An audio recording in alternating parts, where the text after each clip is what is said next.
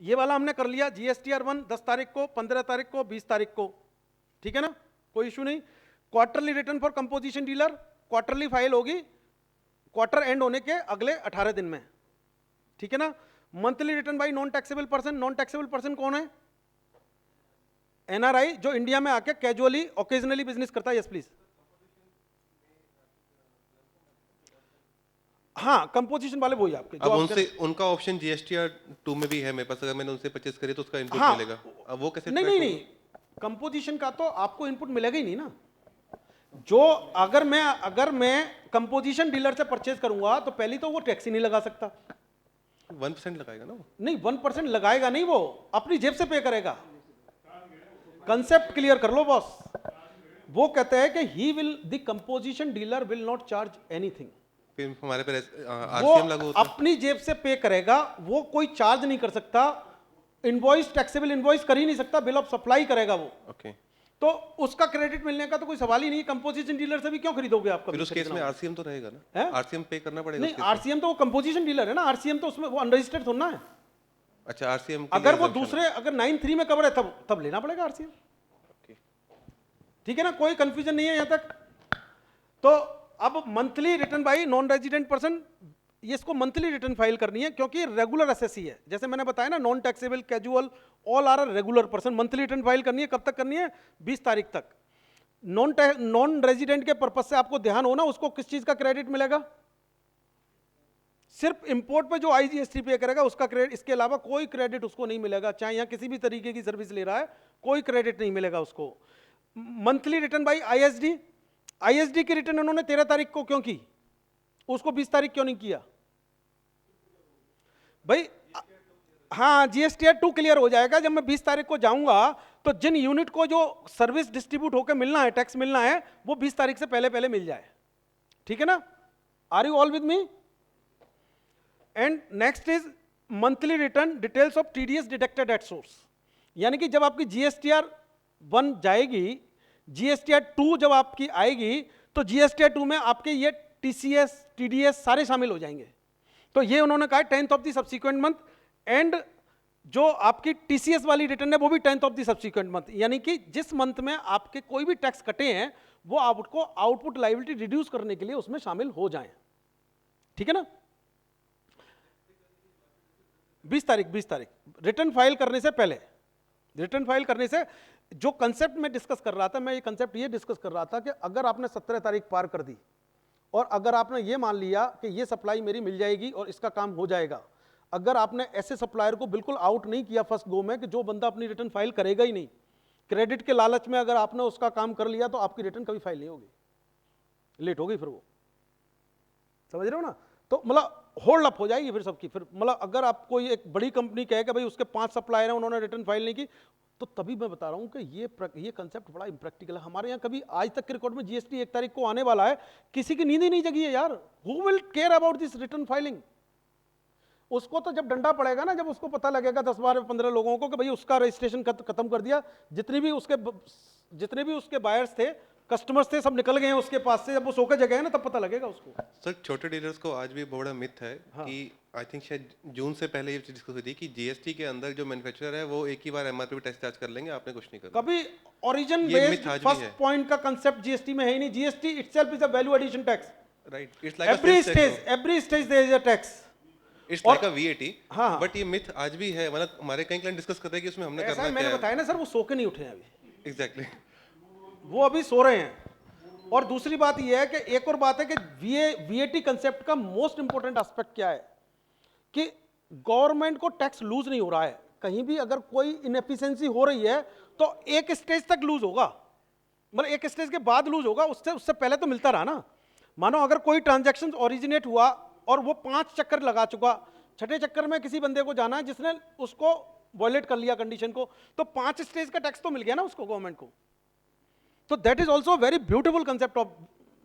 मैं वैट के बारे में, मेरे को कल एक फैक्ट पता लगा, I would like to share with you, कि ये जो वैल्यू एडिशन टैक्स का इनडायरेक्ट टैक्सेशन में कंसेप्ट आया था, वो 1919 में आया था फर्स्ट टाइम, 1919 में, मतलब तकरीबन 1 सेंचुरी हो गई है।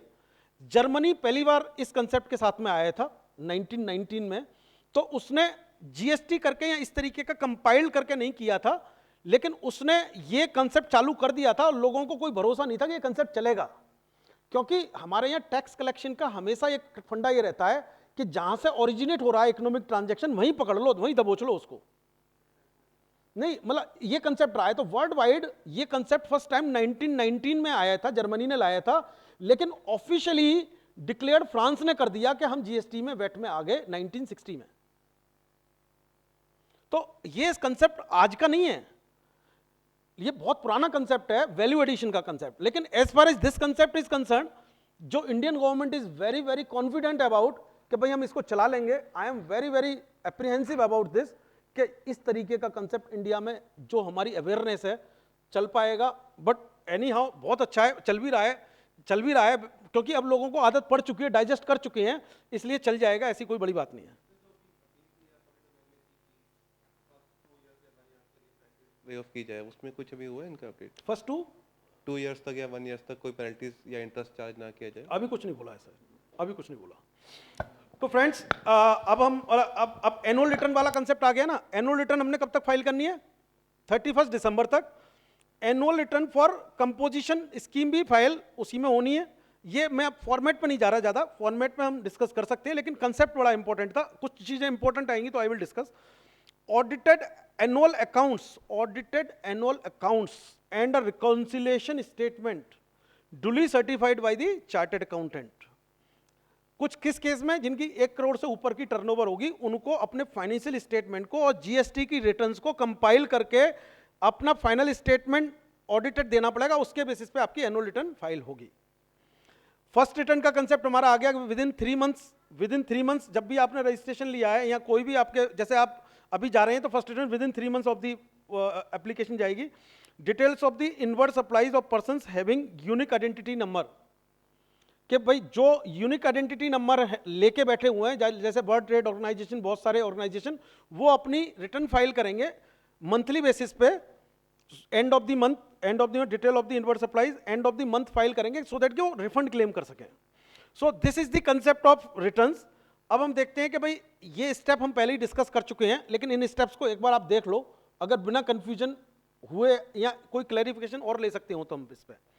तो ये कहता है कि भाई मेरे ख्याल से पढ़ लो आप, फिर एक बार डिस्कस कर लेंगे अगर कोई इसमें से क्वेश्चन निकल जाएंगे। ये वही चीज कहता है जो अभी हमने डिस्कस की है।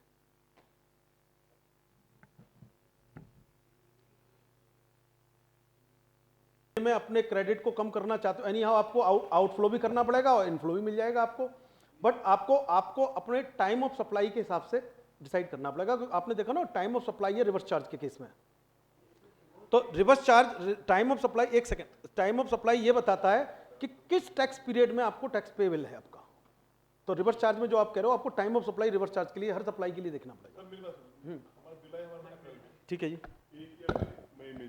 तो जून में बेनिफिट लेंगे, मई में बेनिफिट लेंगे उसका? नहीं, बिल अगर आपके पास आ गया, आपने पे नहीं किया, उससे तो कोई लेना देना है नहीं ना। नहीं अप्रैल, पर आपको तो कोई बिल पेमेंट से कोई लेना देना नहीं है ना, वो तो 180 डेज का कंसेप्ट है ना। बाद में आप तो जिस मंथ में आपने बिल रिसीव कर लिया और उसने भी टैक्स पे कर दिया, सप्लायर का देखना है आपने टैक्स पे किया है कि नहीं किया। इंट्रीम में लेके जा रहे हैं, जैसे हम सर्विस टैक्स में लेके जाते थे। नहीं इंट्रीम में कहाँ लेके जा रहे हैं? इंट्रीम में नहीं है इसमें। ना। आरसीएम का कंसेप्ट सिंपल है कि मैं सप्लायर हूं, आप अनरजिस्टर्ड पर्सन हो, मैं आपसे सप्लाई ले रहा हूं, मैंने मानो आपकी सप्लाई 21 जुलाई को ले ली, तो 21 जुलाई को लेने के बाद में अगर मेरा टाइम ऑफ सप्लाई जुलाई में लाई कर जाता है, तो मेरे को ऑब्वियसली उसका टैक्स जुलाई के लिए पे करना है, जो भी टाइम लिमिट है उसकी, और उसका क्रेडिट ले लूंगा मैं। वो तो इनवॉइस के हिसाब से लेंगे ना। नहीं, इनवॉइस तो मैंने ही देना है ना, तभी तो उन्होंने डाला है कि सेल्फ इनवॉइस करो, तभी तो उन्होंने कहा है सेल्फ इनवॉइस करो। और सेल्फ इनवॉइस के लिए 2 चीजों में गवर्न हो गए आप। सेल्फ इनवॉइस के लिए 2 चीजों में गवर्न हो गए आप, एक तो time of issuing the tax invoice and time of supply, दोनों में गवर्न हो गए। फिर आपको अपने आप ही देखना है। उस केस में तो बेचारे रिसिपेंट का कोई लेना देना ही नहीं है। So there is no concept की नथिंग। बिल्कुल सर, बिल्कुल। पहले टैक्स जमा कराना पड़ेगा, देन ओनली। जब दूसरे बंदे का टैक्स कैश जमा होके रिटर्न फाइल करके क्रेडिट मिलेगा, इसका तो वैसे ही मिलेगा। 20 तारीख में होगा, वो तो ऑनलाइन है ना, ऑनलाइन है, हाथों हाथ आउटपुट लायबिलिटी के साथ ही जमा होगा। Any issue in this? ये हाँ जी, हाँ हाँ, आउटपुट नहीं करते आईजीएसटी, तो क्या इनपुट आईजीएसटी का टैक्स क्रेडिट कर सकते हैं? दोबारा बताएं प्लीज। जैसे इनवर्ड आईजीएसटी हम लेते हैं, आईजीएसटी आपने ले ली, हाँ जी, और आउटवर्ड है नहीं हमारा, तो उसका क्या क्रेडिट ले सकते हैं? नहीं उस केस में आपके पास में इनवर्ड में आपके इनपुट में आईजीएसटी बैठा हुआ है, हाँ जी, अब आउटवर्ड में आपके पास में आईजीएसटी बिल्कुल नहीं नहीं है है सर। लेकिन आउटपुट आईजीएसटी की लाइबिलिटी पहले आई से सेट होगा, फिर आई सी से सेट होगा, फिर आई एस से सेट होगा, तो तीनों से सेटिंग हो सकती है उसकी। अच्छा, मतलब प्रायोरिटीज हैं सेक्शन 29 में दिए हैं प्रायोरिटीज। टैक्स पेमेंट जब हम करते हैं तब हमें प्रायोरिटीज दिए हैं कि हम कैसे सेटल करेंगे। टैक्स पेमेंट ये कहता है कि देखो अभी ये भी समझ लेते हैं कंसेप्ट कि मेरे पास ना मेरे 3 लेजर होंगे, क्रेडिट लेजर, 3 लेजर होंगे मेरे लाइबिलिटी लेजर, और 3 होंगे मेरे आउटपुट टैक्स लेजर। ठीक है। तो जब मेरे पास में अगर इनपुट है तीनों लेजर में आ रहा है, आई भी आ रहा है, सी भी आ रहा है और एस भी आ रहा है, और आउटपुट लाइबिलिटी मेरी तीनों की है, तो मैं सबसे पहले आई को उठाऊंगा और आई को खत्म करूंगा, क्योंकि आई मेरा सस्पेंस अकाउंट है। आई को सबसे पहले खत्म करूंगा मैं। आई को सबसे पहले किससे एडजस्ट करूंगा? आई से। और फिर जो बच जाएगा आई का इनपुट, फिर उसको कहां ले किससे एडजस्ट करूंगा? सी से। और फिर जो बच जाएगा फिर उसको कहां से एडजस्ट करूंगा? एस से। तो तीनों में पॉसिबल है। और इसी तरीके से सी पे आ जाओ। अगर सी मेरा इनपुट है तो मैं सबसे पहले किससे एडजस्ट करूंगा? सी पे, सी से। सी से। सी से, सी से। सी और जी तो सी की प्रायोरिटी सबसे पहले सी टू सी है, एस टू एस है, और उसके बाद में सेकंड प्रायोरिटी आई है, थर्ड प्रायोरिटी कोई है ही नहीं है? रिफंड ले सकते हैं फिर केस में? नहीं, आपका आउटपुट लायबिलिटी पे कर रखी है आपने, वो अगर एडजस्ट नहीं हो पा रही तो वो कैश में रिफंड ले सकते हो, ले सकते हैं ना? वो रिफंड ले सकते हो, लेकिन इनपुट टैक्स क्रेडिट का रिफंड नहीं ले सकते। नहीं, उसका नहीं। हाँ हाँ हाँ और अपने रिकॉर्ड्स में करते हैं। तो जीएसटी में एक ऑप्शन है ना कि काउंसिल नहीं, जीएसटी में ये ऑप्शन है जो मेरी नॉलेज में है, वो ये कहता है कि अगर 3 कंजिक्यूटिव टैक्स पीरियड की रिटर्न फाइल नहीं की, 3 मंथ मीन 3 मंथ की, तो वो आपको बाहर कर देंगे जीएसटी से, और लाइक अ कैजुअलिटी रहता 3 आपको क्वार्टर हो गए। अनरजिस्टर्ड बना देंगे। अब उस केस में मेरे को नरेशन लेना पड़ेगा या अगर आप as long as you are continuing with your nil return there is no problem. और अब अगर जिस केस में जीएसटी काउंसिल ने बाहर कर दिया आफ्टर 3 या 4 मंथ, उस केस में मेरे पास ऑप्शन होगा कि मैं अपनी सारी पेनल्टीज पे ऑफ करके वापस रेगुलर बन जाऊं या सेंडर करके फाइनल रिटर्न फाइल करके फिर नया नंबर वो आपको ब्लैक लिस्ट भी कर सकते हैं। अगर एक बार उन्होंने आपकी रिटर्न ना फाइल करने की वजह से आपको बाहर कर दिया, तो पहली बात तो ये है कि आपके जितने भी क्रेडिट हैं वो सब गॉन, डिसअलाउ हो गए। डिसअलाउ हो गए। आगे बिजनेस की और पंगेबाजी, जैसे अब आप कहते हो अब मैं सुधर गया हूं, राइट। तो भाई आ जाओ भाई, सुधर गए तो फिर दूसरी बार आपने ऐसा किया तो हो सकता है दोबारा भी मान जाए। अभी ऐसा कोई प्रावधान आया नहीं है इसमें, लेकिन कुछ ना कुछ अभी ये है सिंपल सा कि अगर 3 टैक्स रिटर्न फाइल नहीं करते, रेटिंग तो आपकी एनीहाउ दे ही रहे हैं, वो रेटिंग तो दे ही रहे हैं आपकी, और एनुअल इन्फॉर्मेशन भी देंगे वो, मतलब एनुअल इन्फॉर्मेशन भी देंगे लोगों को, और बहुत सारी एंटी प्रॉफिटिंग है ही है। तो ये स्टेप मेरे रिटर्न्स के पूरे हो रहे हैं ना? हैं जी? हाँ, स्टेप 4 पे जाऊँ? अगर हमारी रजिस्ट्रेशन कैंसिल हो जाती है, हाँ हाँ, तो हमारे जो सप्लायर्स और बायर्स हैं वो भी साथ डूबेंगे फिर। बिल्कुल डूबेंगे सर। सर अगर आपको वहां तक जाने की जरूरत नहीं है, मतलब अपने सप्लायर को डुबाने के लिए आपको वहां तक जाने की जरूरत भी नहीं है। वो आप वैसे टैक्स पे मत करो, 17 तारीख तक जाओ, करूंगा, फिर पे मत करो, रिटर्न फाइल मत करो, वैसे भी डूब जाएंगे। तो वहां तक जाने की जरूरत भी नहीं है आपको। सर हमारे हाँ, लेकिन एक चीज पक्का है कि जब आप डूबोगे, आपके सप्लायर डूबेंगे, वो हो सकता है टेम्परेरी डूबे, लेकिन आप परमानेंट डूब जाओगे। ये भी कंसेप्ट है। नहीं, आगे देगा कौन फिर? रेटिंग भी तो बननी है भाई, सब कुछ देख रहा है, जीएसटी सब कुछ देख रहा है। And believe me this rating, GST rating वाला कंसेप्ट है ना, वो ऑनलाइन है। नहीं, ऑनलाइन नहीं, मतलब अपनी आप सिस्टम जनरेट करेगा और पब्लिक डोमेन में भी डिस्ट्रीब्यूट हो जाएगा वो, विजिबल होगा। हाँ विजिबल होगा। जैसे आज की डेट में सिविल हम देखते हैं ना, किसी का भी कोई लोन लिया सिविल में, सेम चीज है, सेम कंसेप्ट काम करेगा। हैं लोन का ही मैं बता रहा हूँ ना सर, सिविल वाला अप्लाई भी करते हैं, वो भी आ जाते हैं, अप्लाई भी करते हैं। देखो सर रास्ते कोई नहीं बचे हैं। अभी भी जिनको पता है उनको, बिजनेसमैन को तो पता है ही है रास्ते, तो वो कैसे करेंगे उनको पता है। इवन हम चार्टर्ड अकाउंटेंट्स को नहीं पता है, कंसल्टेंट को नहीं पता है, लेकिन बिजनेसमैन को जरूर पता होंगे कि कैसे इसको बाईपास करना है। हमें उनसे सीखना पड़ता है बिजनेसमैन। अरे यार, हाँ यार, ये तो फिट नहीं हो रहा, ये तो मिल जाएगा। So we need to sit with the businessman. Yes, 4 number वाला सर, MIS 01, ये एक फॉर्म है बस GSTN का। हाँ हाँ, वो रिपोर्ट मतलब बेसिकली क्या है, बेसिकली क्या है, एक कंसेप्ट में बताना भूल गया कि जब जब ये मैचिंग होगी तो GSTN आपको दोनों को इंटीमेट करेगा, आपको SMS भी डालेगा, आपको ईमेल भी करेगा। मतलब आप ये नहीं कह सकते भाई हमें पता नहीं चला, क्योंकि ऑनलाइन मैचिंग हो रही है। ऑनलाइन में GSTN आपको टाइम टू टाइम MIS के थ्रू बताएगा कि भैया ये आपका सप्लायर है, ये आपको क्रेडिट नहीं दे रहा, इसने ये किया था, इसने तुमने ये किया था, दोनों के पास नोटिफिकेशन जाएंगे। So you can not complain कि भाई हमें पता नहीं चला। आपको अपने GSTN के साथ में रहना पड़ेगा, मोबाइल के साथ में रहना पड़ेगा, अपने ईमेल के साथ में रहना पड़ेगा जब GST में काम करना है। अभी भी तो करते हैं, अब तो रोज सुबह उठ के सबसे पहले, चाहे और कहीं जाए नहीं जाए, सबसे पहले अपना देखते हैं ना, व्हाट्सएप देखते हैं ना। तो वो सारी चीजें GSTN में आपको व्हाट्सएप जैसी आदत डालनी पड़ेगी GSTN में। जो GST MIS 01 है, हाँ। इसमें वो कैरी फॉरवर्ड भी होगा पिछले महीने का? हाँ, वो सब कुछ चलेगा। देखो आपने एक, वो कहते हैं कि आप आगे आगे बढ़ाते जाओ, आप जैसे जैसे आगे चलते जाओगे आपको क्रेडिट मिलता जाएगा अगर उसने डाल दिया, लेकिन परमानेंट रिमूवल हो जाएगा फ्रॉम 20th of October।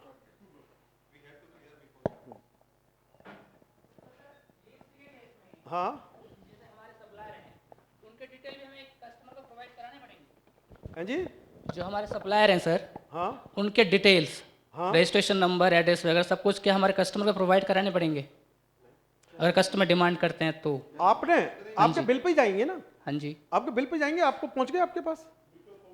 नहीं, सप्लायर तो हमें बिल करेगा, सप्लायर हमें बिल करेगा, सप्लायर्स के डिटेल तो हमारे पास होंगे सारे। नहीं, मैं कह रहा हूँ आप अपने कस्टमर को भी तो बिल करेंगे ना। हाँ जी, तो उसके पास में टैक्स इनवॉइस काटेंगे तो उसके पास सारी चीजें आ गई, उसको क्या वो तो हमारा डिटेल जाएगा सारा, और हमारा क्या? डिटेल जाएगा। और क्या तो उसको तो कोई रिक्वायरमेंट नहीं है ना सप्लायर्स की लिस्ट की। नहीं, अगर वो डायरेक्ट B2C है तो उसको क्या रिक्वायरमेंट है।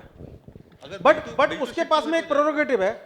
अगर मानो वो आपसे चेन सिस्टम, क्योंकि अगर वो रिटर्न नहीं फाइल करते हैं, अगर आपको वो 150 रुपए का माल ले रहा है, 50 रुपए का भी ले रहा है, भैया टैक्स इनवॉइस दे पूरा, वो 40 पेज का, मतलब 40 पॉइंट्स का। हाँ, नहीं उसका नंबर क्यों देना पड़ेगा? नहीं वैसे नहीं, मतलब अगर हमने किसी वेंडर से माल लिया है तो हमें अपने कस्टमर को उस अपने वेंडर का नहीं देना पड़ेगा कुछ भी। अगर बिल टू शिप टू है तो एक अलग बात है, वैसे नहीं बिल टू शिप टू है, वो तो आपस की बात है ना, डिस्टिंक्ट पर्सन वाला मामला है ना। वैसे नहीं जाएगा। तो ये इसमें स्लाइड में बाकी ये जो वो है कि भाई ये उस तरीके से आ रहे हैं। अब ये सेक्शन 39 ना रिटर्न्स के लिए है सारा, मंथली कैसे जाएंगी, ऑन और बिफोर कब, 20 तारीख तक ये सारी चीजें आ रही हैं। सेक्शन 37, 38, 39 ये सिर्फ यही बता रहे हैं किस तरीके से रिटर्न फर्निश करनी है आपने। ड्यू डेट क्या है, 42 कह रहा है मैचिंग रिवर्सल जो हमने बताया था। 43 ये इसके रूल्स की समरी है। 43 कह रहा है matching reversal and reclaim of the output tax liability कैसे करना है, एंड इसके रूल्स हैं। ये आ गया मेरा first return, annual return and final return का कंसेप्ट। तो फाइनल रिटर्न के लिए वो कहते हैं एनुअल रिटर्न आपने 31 मार्च तक ही दाखिल करनी है, और final return every registered tax opting to cancellation to furnish a final return within 3 months from the date of cancellation और the date of cancellation order whichever is later. कि भाई आपने अपने आप सो मोटो अपने कैंसिल किया या cancellation order आया, तो जो लेटर डेट होगी उसके 3 महीने के अंदर अंदर आपको अपना फर्स्ट लास्ट रिटर्न डालना पड़ेगा। And notice to the defaulters, 46 में नोटिस टू द डिफॉल्टर्स जाएगा कि जो बंदा डिफॉल्ट कर रहे हैं, रिटर्न फाइल नहीं कर रहे, और उसके बाद में उनका वो बंद हो जाएगा। ये पेनल्टी प्रोविजंस हैं। पेनल्टी प्रोविजंस कहते हैं 100 rupees per day of the delay, maximum up to 5000 for every default. Annual return का डिफॉल्ट करते हैं तो 100 rupees per day of delay, maximum 2.5% of the turnover in the state. 0.25 तो ये तो 5,000 से भी ज्यादा हो सकता है। हाँ हाँ वही। So any other question on this concept of? जैसे हम इनवॉइस जनरेट करते हैं, हाँ जी, ऑथराइज सिग्नेटरी होते हैं, कि उसका नेसेसरी जो ऑथराइज सिग्नेटरी उसको रजिस्टर्ड कराना पड़ेगा जीएसटी में, बिल्कुल बिल्कुल। मतलब ऑथराइज वही रहेंगे। अभी तो क्या है कि इनवॉइस जनरेशन का कंसेप्ट डिजिटल सिग्नेचर के थ्रू भी हो गया है। तो अगर आप किसी को डिजिटली साइन वो दे देते हो इनवॉइस, वो भी चल जाएगा। अच्छा, और लेकिन But वो होने बंदा चाहिए जीएसटी, authorized। वो बंदा जीएसटीएन पे as an authorized person registered होना आज होना भी है, चाहिए। आज भी है, आज भी है ये। कि कुछ पर्टिकुलर चीजों के लिए आज भी यही कंसेप्ट है। हाँ, माइग्रेशन में भी ऑप्शन दे रखा है। हाँ जी, एक से ज्यादा आदमी भी हो सकता है क्या? Authorize signatory. हाँ हाँ हाँ, मल्टीपल हो सकते हैं, मल्टीपल हो सकते हैं, मल्टीपल हो सकते हैं, मल्टीपल हो सकते हैं।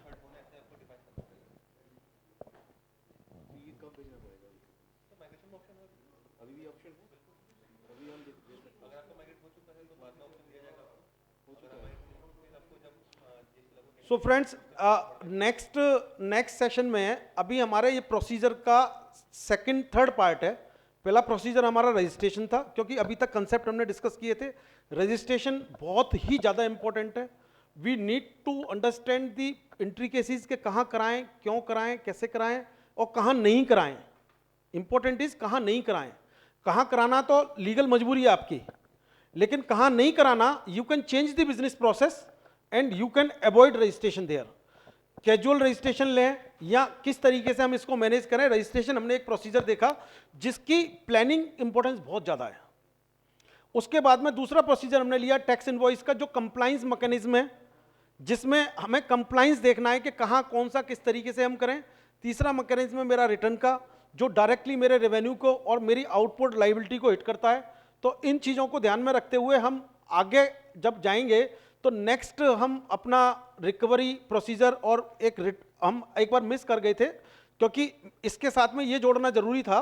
तो नेक्स्ट में हम अपना रिफंड, इंपोर्ट, एक्सपोर्ट एंड अगर टाइम बचा तो रिकवरी मैकेनिज्म वगैरह ये करेंगे। नहीं तो लास्ट वाले में जितने भी और प्रोसीजर हैं, अगले वाले में अकाउंट्स वाला भी देख सकते हैं कि अकाउंट्स वगैरह क्या मेंटेन करने हैं, छोटा सा चैप्टर है। लेकिन इंपॉर्टेंट चैप्टर अगले वाले में है रिफंड, इंपोर्ट एंड एक्सपोर्ट कैसे लिंक किया हुआ है उन्होंने। जीरो रेटेड के बहुत क्वेश्चंस हैं। जीरो रेटेड को डिटेल में लेंगे हम उस दिन, नेक्स्ट सेमिनार में जीरो रेटेड डिटेल में लेंगे। पूरा रिफंड प्रोसीजर देखेंगे कि किस किस चीज़ का रिफंड मिलेगा मेरे को, कैसे मिलेगा, क्या प्रोसीजर है। और उसके बाद में इंपोर्ट और एक्सपोर्ट से कैसे मैं लिंक करूंगा, SEZ, EOU के क्या कंसेप्ट है वो करेंगे। और बचे हुए टाइम पे हम प्रोसीजर पे जाएंगे, क्योंकि प्रोसीजर इतने ज़्यादा इंपॉर्टेंट नहीं है। रिटर्न वाला मैकेनिज्म बड़ा इंपॉर्टेंट था। हाँ, जो अमेंडमेंट, वो तो हर वीक में जो जो अमेंडमेंट्स होंगे आज ही शाम को पता लगेंगे, तो मतलब वो तो हम करेंगे ही करेंगे। yes. हाँ, अंदर कई पॉइंट्स ऐसे हैं कि जैसे सपोज मेरी कोई सर्विस है, मैंने उसको सर्विस पे नहीं करा, तो chartered have to mention in their audit report कि इन्होंने यहाँ पे डिफॉल्ट करा। तो वो कई बार वो डिसअलाउ नहीं करते उसको, वो असेसमेंट जब होगी तब देखेंगे। तो कई बार मोस्टली केस निकल जाते हैं। अब ऐसे जीएसटी के अंदर अगर RCM पे नहीं करा तो chartered has need to only furnish the details और they have to disallow the. नहीं, वो तो अगर आपने देखो टैक्स ऑडिट की रिक्वायरमेंट टैक्स ऑडिट की रहेंगी कि अगर वो कहता है कि भाई इसने कंप्लाइंस नहीं किया, अपना रिवर्स चार्ज पे नहीं किया या GST टाइम से फाइल नहीं किया, कुछ नहीं किया, वो तो रहेंगी वहाँ। वो तो खाली डिटेल फर्निश लेकिन उसके इम्प्लीकेशंस, अब आप ऐसा करोगे नहीं, क्योंकि उसके डायरेक्ट इम्प्लीकेशंस हैं आपके यहाँ। देखो रिवर्स चार्ज में क्या हो सकता है, रिवर्स चार्ज में आपके पास पैसा नहीं है और आउटपुट लाइबिलिटी नहीं है, तो उस केस में आप रिवर्स चार्ज में ये कंप्लाइंस नहीं कर सकते, क्योंकि वो आपके पास ही आना है। तो आपको पैसा नहीं है और क्रेडिट आपने लेना नहीं है, तो मे भी आप डिले कर दो पे करना, मे भी डिले कर दो, लेकिन वो नॉन कंप्लाइंस में वहां आ जाएगा। लेकिन GST में तो आपको इंटरेस्ट देना ही पड़ेगा उसका, और इंटरेस्ट भी अच्छे खासे हैं, वही 18%, 24%, 30%, 18%, 24% इस तरीके से। GST पूरी इंफॉर्मेशन उठाएगा वहां से अपना। हाँ बिल्कुल, उसके देखो आप बच ही नहीं सकते कहीं से। अगर अनरजिस्टर्ड डीलर से परचेज कर रहे हो तब तो बचने के कोई चांसेस हैं, अगर आप इंपोर्ट कर रहे हो तो बचने के चांसेस नहीं है आपके। और इन केस जो डीलर है वो ऑडिट में ही नहीं है, लेस देन 1 CR है, अब उस केस में तो कहीं रिपोर्टिंग फाइल ही नहीं होनी कि RCM पे नहीं, करें। एनुअल रिटर्न तो फिर भी फाइल करनी है ना। अच्छा, उसमें सारे एक्सपेंस दिखाने पड़ेंगे हम आपको? बिल्कुल दिखाने पड़ेंगे और क्या। Balance sheet file करनी है। अगर आप 1 करोड़ से कम हो, ऑडिट मैंडेटरी नहीं है, लेकिन जीएसटी कंप्लाइंस तो सारे करनी है ना आपको। जीएसटी फाइल लेटर में ये हाँ पेंटिंग बिल्कुल का प्रोविजन है क्या? बिल्कुल बिल्कुल बिल्कुल सब कुछ है, सब कुछ three CV same balance sheet reconcile करके। सीवी भी सारा चेंज हो जाएगा ना। सर वो तो चेंज हो गया। नहीं, एनुअल रिटर्न टैक्स एक ही audit फाइल report होगी, हमारी। ऑडिट के केस वो भी में सारी कंपाइल चीज़ हो करके जाएगी ना। रिकंसाइल करके उस फिर पे annual service return tax file है, करोगे। सेल टैक्स है, अब- स्टैंडर्ड क्रेडिट है, वो सब हैं? बढ़ जाएगी, उसका बढ़ जाएगी। हाँ, कोई डीलर ही 1 करोड़ से कम में है। उसी को अपने जीएसटी की रिटर्न से फाइल करके मैच करके रिकंसाइल करके जीएसटी की रिटर्न फाइल करोगे, ना कि फाइनेंशियल स्टेटमेंट फाइल करोगे। कोई डीलर ही 1 CR से कम है। Any other question? सो